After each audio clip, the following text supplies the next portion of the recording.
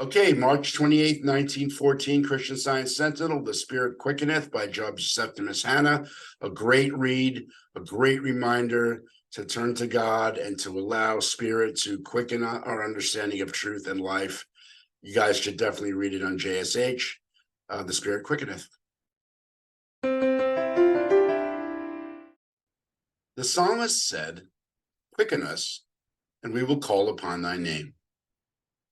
Human consciousness apprehends man's relationship to God, Spirit, in the degree of its quickening through spiritual understanding.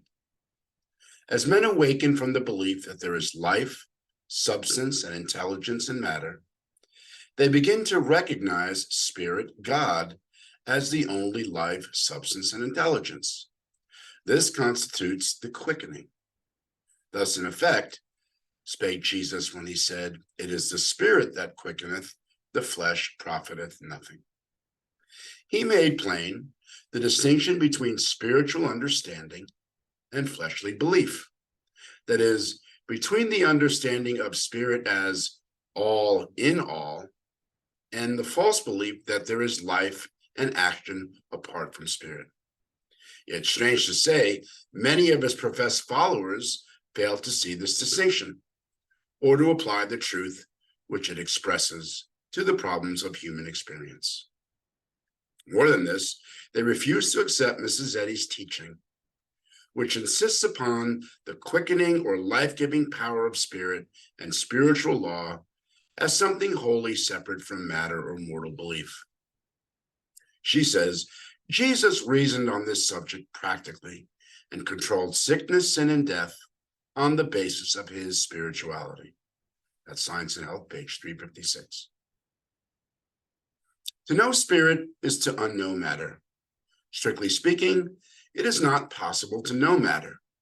Mortals may believe in the existence of matter, but they cannot know that it exists, or its existence cannot be proved. In other words, matter is not susceptible of analysis.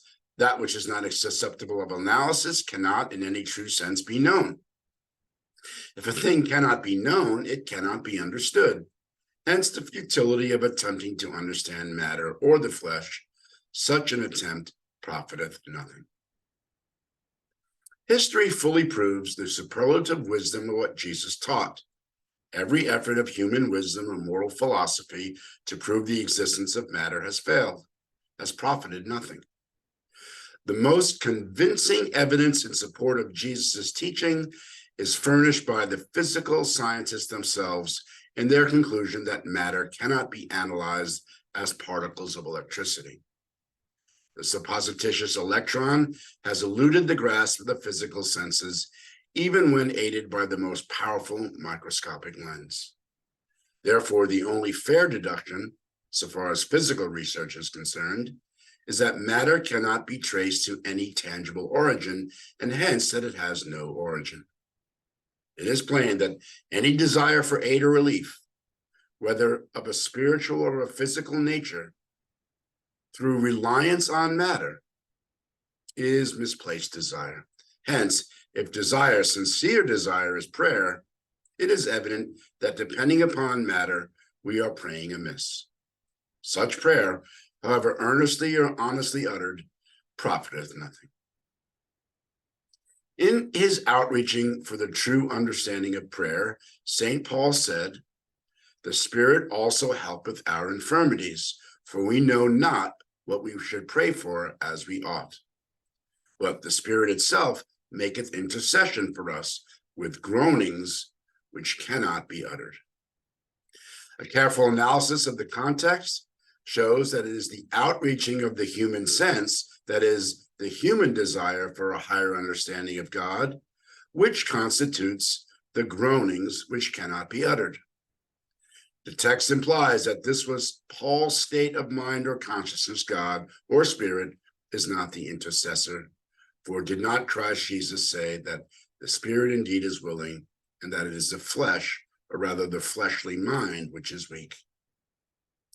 The longing and prayerful desire of the human heart consciousness is the intercessor, and our groanings, that is, our intense desire for spiritual understanding, are met by the all presence of divine love. And thus we learn to pray aright.